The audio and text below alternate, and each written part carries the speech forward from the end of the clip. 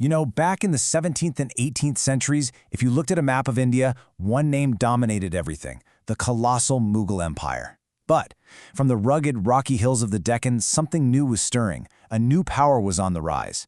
And this wasn't just some minor rebellion. This was a force that would not only go toe-to-toe with the Mughals, but, for a while there, would actually replace them as the top power in India. This is the incredible story of the Marathas, a confederacy of warriors who clawed their way to the top, forged an empire, and truly reshaped the destiny of a nation. And really, this whole epic tale boils down to one single powerful question. At the absolute peak of Mughal power, under the legendary and frankly fearsome Emperor Aurangzeb, how did one rebel leader from a family of local nobles manage to build a kingdom that would defy and eventually wear down the mightiest empire of its day? I mean, think about that. Answering that one question, well, that's the key to understanding the unbelievable rise of the Marathas. All right, so let's get into it. We're going to break this whole saga down into 4 key acts. First up, we'll look at the foundation, laid by the man himself, the legendary Shivaji. Then we'll get into the era of the Peshwas. That's when the empire really hit its peak. After that, we have to talk about the huge turning point, the Battle of Panipat, and the decline that followed. And finally, we'll take a look under the hood at how the Marathas actually ran the show. So our story has to start with the man who lit the spark, Chhatrapati Shivaji Maharaj. This whole first section is all about his sheer audacity, his military genius, and how he managed to carve out a sovereign Maratha kingdom when, honestly, the odds were completely and totally stacked against him. You know, a leader like Shivaji doesn't just pop up out of a vacuum. His rise was only possible because of this perfect storm of conditions brewing in the Deccan. First, just look at the terrain. The Konkan region is a maze of jagged mountains and deep valleys. It's a nightmare for big, lumbering armies, but a dream for defenders. Second, the Marathas had a deep military heritage. They'd been serving as elite soldiers for generations in the armies of the local sultanates. Third, and this is absolutely crucial, they were masters of guerrilla warfare. On top of all that, you have the Bhakti movement, which was like a social glue, spreading this message of shared faith and identity that brought people together across old caste lines. And lastly, the timing was just perfect. The big regional powers, the sultanates of Bijapur and Golconda, were weakening, creating this power vacuum that a brilliant and ambitious leader could step right into. So, to really get why they were so successful, you have to understand how they fought. They weren't about to meet these massive Mughal armies head-on in some big open-field battle. That would have been suicide. Instead, they used what they called Ganimi Kava. This was their own unique brand of guerrilla warfare, and it was all about speed, surprise, and lightning-fast raids.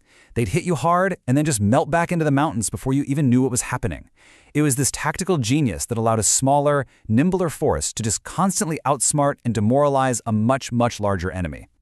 And boy did Shivaji build momentum fast. It's really incredible. It starts small, in 1646 when he's just a teenager, and takes over the Torna fort. 10 years later, he nabs the super-strategic region of Javali. Then, 1659 becomes the stuff of legend.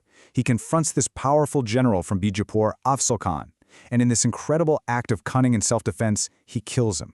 Then he gets really bold. In 1664, he strikes right at the heart of Mughal wealth by sacking the rich port city of Surat. Now that got Emperor Aurangzeb's full attention. All of this leads up to 1674, when he has his formal coronation and is crowned Chhatrapati, the supreme king, officially declaring a sovereign Maratha state. But look, it wasn't just an unbroken string of victories. In 1665, the Mughals hit back, and they hit back hard. Aurangzeb sent one of his absolute best generals, Raja Jai Singh, who very methodically cornered Shivaji. The end result was the Treaty of Purandar, and this was a deeply humiliating moment. Shivaji was forced to give up 23 of his hard-won forts. He had to agree to become a Mansabdar, which is basically a ranked noble in the Mughal court, a vassal. He even had to agree to fight alongside the Mughals against his old rivals in Bijapur. It was a huge setback, a moment that could have ended the whole Maratha dream right then and there. And to make it worse, the next year he was placed under house arrest in Agra, from which, of course, he made his legendary escape. And that escape just shows you the kind of person Shivaji was. His resilience was just extraordinary. After getting away, he slowly, methodically took back everything he had lost. By 1674, he was strong enough to make this huge statement. His coronation wasn't just a political power move, it was a cultural revolution. By calling himself the protector of Dharma, and making Marathi the official language of his court instead of the dominant Persian, he was carving out a totally distinct Hindu and regional identity for his new kingdom. He wasn't just building a state, he was building a nation with its own soul. Now, after Shivaji's death in 1680, things got really tough. The empire faced immense pressure from the Mughals, but it held on, and in the process, it went through this radical transformation. In the 18th century, the real power shifted away from the king to a whole new, incredibly powerful office. Welcome to the era of the Peshwas. Okay, so this is probably the single most important political change in the Maratha Empire after Shivaji. After decades of brutal, devastating war with Aurangzeb, the Maratha king, Shahu, he made a brilliant move. He appointed an administrator named Balaji Vishwanath as his Peshwa, his prime minister. And Balaji and his successors were so good at their jobs, so effective, that they eventually became the de facto rulers of the entire empire. The whole center of political gravity shifted from the king's court in Satara to the Peshwa's base in Pune. The king was still the symbolic head, you see, but it was the Peshwas who were really calling the shots. So under the Peshwas, the empire's whole structure changed. It became less of a centralized kingdom and more of a confederacy. The Peshwas in Pune would grant huge territories to other powerful Maratha chiefs. These chiefs would run their lands pretty much autonomously, as long as they paid tribute and provided soldiers when called upon. And these are the 5 main pillars of that confederacy you see here. The Peshwas running things from Pune, the Gaikwads in Baroda, the Bonsleys in Nagpur, the Holkars in Indore, and the Scindias in Gwalior.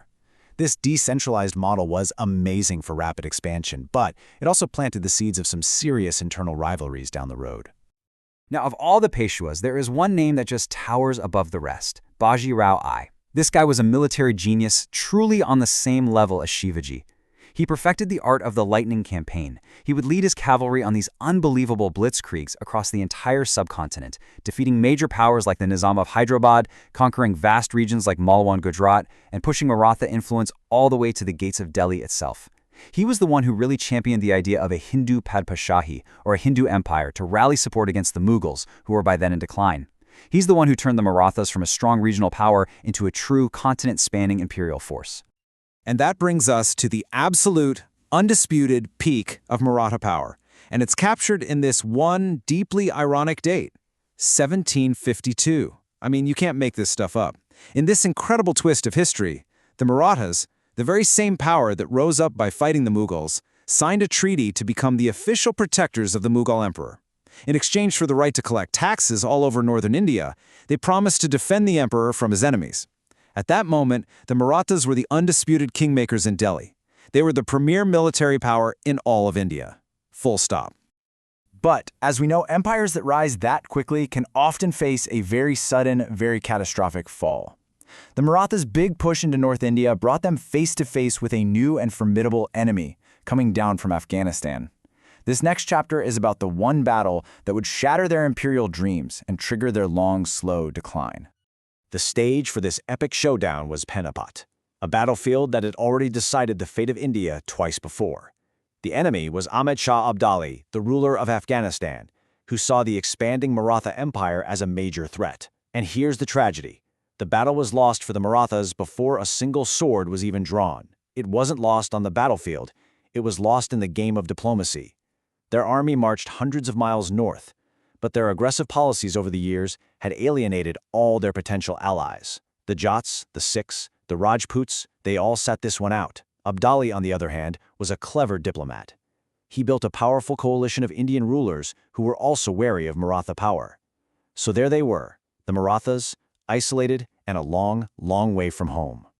The battle itself, fought in January of 1761, was an absolute, unmitigated disaster for the Marathas. It wasn't just a military defeat, it was a total annihilation. An entire generation of Maratha leadership, including the commander Sadasiva Rao and the Peshwa's own son, was wiped out on that field. The news was so devastating that the Peshwa back in Pune, Balaji Baji Rao, is said to have died of a broken heart. Panipat was a mortal wound. It completely shattered their aura of invincibility and put a permanent stop to their northward expansion. And in its wake, it created a massive power vacuum that others were now ready to rush into. Now, amazingly, the Marathas did recover after Panipat, but the internal rivalries between the great chiefs just got worse and worse. And this is when a new player enters the game, the British East India Company. Over the course of about 45 years, 3 major wars just systematically dismantled what was left of Maratha power. The first war was kind of a stalemate, leading to a shaky peace. But the second one was the real killer. The Peshwa, weakened and desperate, signed the humiliating Treaty of Bassein, basically accepting British protection. The other Maratha chiefs fought back against this, but they were defeated and forced into a subsidiary alliance that took away their independence. The third and final war was really just the nail in the coffin. The British abolished the office of the Peshwa entirely, annexed his lands, and brought the once mighty Maratha Empire to its final, definitive end. So, for more than a century, the Marathas were a dominant power. But how did they actually govern all this territory? I mean, how do they raise money, run the courts, and keep the whole thing from falling apart? In our final section, let's take a look at the actual machinery of the Maratha state, which was, in its own way, just as impressive as their army. Shivaji set up this really brilliant system of governance. It was a council of 8 ministers called the Ashta Pradhan. Think of it as his cabinet. You had the Peshwa, or prime minister, at the top. The Amathya handled the money, the Samant dealt with foreign affairs, and so on down the line. But here's the key feature of this system. With the exception of the religious head and the chief justice, every single other minister was also expected to be a military commander, ready to lead an army at a moment's notice. In the Maratha state, civil duty and military duty were 2 sides of the same coin. Okay, so how did they pay for all this? Armies and forts aren't cheap. Well, the main source of income was land revenue, usually set at around 30 to 40% of whatever a farmer produced. But the 2 most famous or infamous sources of Maratha money were taxes called Chauth and Sardeshmukhi. Chauth literally just means 1/4. It was a 25% tax that the Marathas levied on territories outside their kingdom. It was basically protection money. Pay us the Chauth, and we promise not to raid and plunder your lands. Sardeshmukhi was an extra 10% tax on top of that, which Shivaji collected based on his claim to be the hereditary supreme headman of the whole region. These 2 taxes, Chauth and Sardeshmukhi, were the financial engine that powered Maratha expansion for decades. So let's just bring this all together for a second. The Marathas rose by brilliantly exploiting a power vacuum left behind by the declining Mughals. For about a century, they were the ones who filled that void. But their own decline, sped up by those internal rivalries and then delivered the final blow by the British, created yet another massive power vacuum. And by the early 19th century, there was really only one power left on the subcontinent that had the organization, the resources, and the pure ambition to fill it: the British East India Company. The end of the Maratha story is, in many ways, the true beginning of the British Raj. And that leaves us with one last big idea to chew on. The Marathas had this absolutely incredible journey.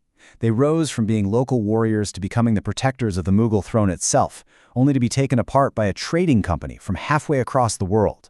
Their story is this dramatic, epic cycle of empire building and then collapse.